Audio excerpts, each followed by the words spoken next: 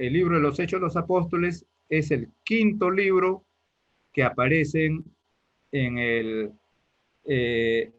canon del Nuevo Testamento. Les vuelvo a repetir, lo que vamos a decir aquí no agota todo el contenido de los Hechos de los Apóstoles, y aunque le dedicáramos pues todo el año, como se lo dedican los seminaristas en estas clases, tampoco agotamos. Con el nombre de Hechos de los Apóstoles se denomina desde mediados del siglo II al segundo libro de San Lucas. Decimos el segundo libro porque el primer libro es el Evangelio. El tercer Evangelio tiene como autor San Lucas. Y en Hechos de los Apóstoles, el Hecho de los Apóstoles, también su autor es San Lucas. Y efectivamente, en el primer capítulo, en el versículo primero, San Lucas dice esto: escribí el primer libro, querido Teófilo, sobre todo lo que Jesús comenzó a hacer y enseñar, hasta el día en que, después de haber dado instrucciones por el Espíritu Santo a los apóstoles que él había elegido, fue elevado al cielo. San Lucas está haciendo referencia a su evangelio, al tercer evangelio, evangelio según San Lucas. Y aquí en este caso, como lo acaban de escuchar, se está dirigiendo a Teófilo, igual como al inicio de su evangelio. También se dirige por Teófilo. Bien. No hay constancia de que su autor le diera ese nombre, es decir, que lo llamara Hechos de los Apóstoles. No se sabe, porque el libro no es un relato sobre la actividad de los apóstoles, sino que describe las primeras etapas del desarrollo del cristianismo en conexión con los trabajos misioneros de los dos apóstoles más destacados, Pedro y Pablo. Ya les decía hace un momento, ¿no?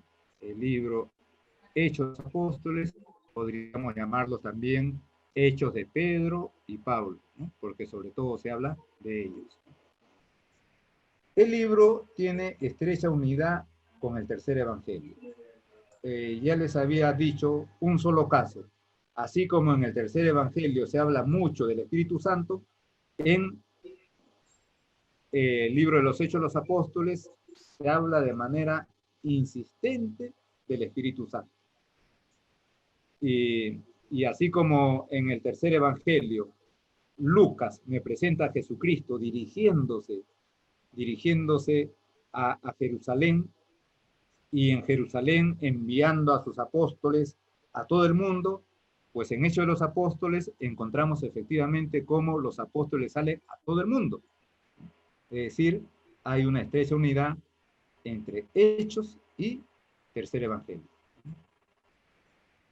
Si en este, es decir, lo que les acabo de decir, ¿no? Si en el evangelio se narraba la actividad de Jesús subiendo a Jerusalén y cumpliendo su misión redentora en la ciudad santa, los Hechos de los Apóstoles comienzan cuando Jesús, el Señor exaltado a la derecha de Dios, envía a sus apóstoles a ser testigos hasta los confines de la tierra.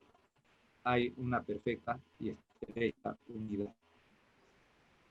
El libro de los Hechos de los Apóstoles, que tiene 28 capítulos, ¿no?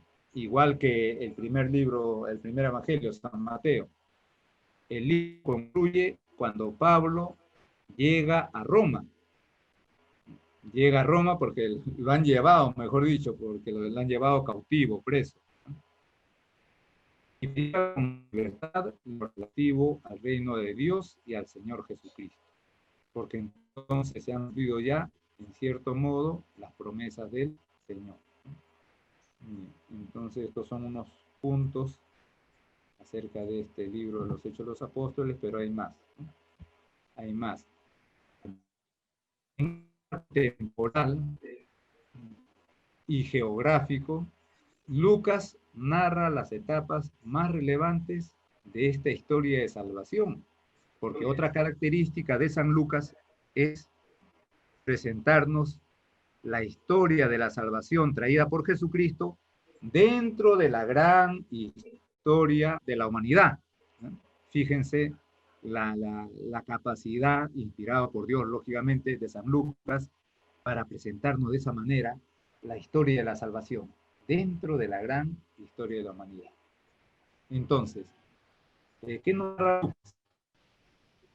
Entre otros puntos, ¿ah? La venida del Espíritu Santo sobre la iglesia. La venida del Espíritu Santo. Y efectivamente, uno en el capítulo 2 de Hechos de los Apóstoles, narra San Lucas la venida del Espíritu Santo, ¿no? Dice, al cumplirse el día de Pentecostés, estaban todos juntos en un mismo lugar, y de repente sobrevino del cielo un ruido como de un viento que irrumpe impetuosamente, y llenó toda la casa en la que se hallaban. Entonces se les aparecieron unas lenguas como de fuego, que se dividían y se posaban sobre cada uno de ellos. Quedaron todos llenos del Espíritu Santo y comenzaron a hablar en otras lenguas, según el Espíritu les hacía expresarse. Bueno, estamos ante el misterio de Pentecostés, uno de los misterios más grandes y fundamentales de no solamente la historia de la iglesia, sino de la humanidad, porque a partir de ahí va a empezar pues un cambio que ha cambiado pues todo el occidente, toda la humanidad, ¿no? De todos los tiempos.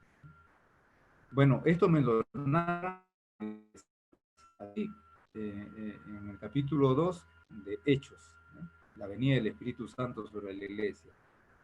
La primera predicación en Jerusalén, ¿no? Inmediatamente San Pedro se va a poner a predicar, ¿no? Ya sin ningún temor, fortalecido en su voluntad por la acción del Espíritu Santo y a la vez inspirado en su inteligencia por la acción del Espíritu Santo, que les va pues a iluminar especialmente y también a fortalecer especialmente. Se inicia la expansión de la iglesia, la primera predicación en Jerusalén. Después, expansión a las regiones vecinas de Samaria y Judea. Todo esto está narrado ahí. Recuerden lo que dijo nuestro Señor, ¿no? Vayan al mundo entero, prediquen el Evangelio a todas las gentes, bautizándolas en el nombre del Padre, el Hijo y el Espíritu Santo, enseñándoles a guardar todo lo que yo les he mandado.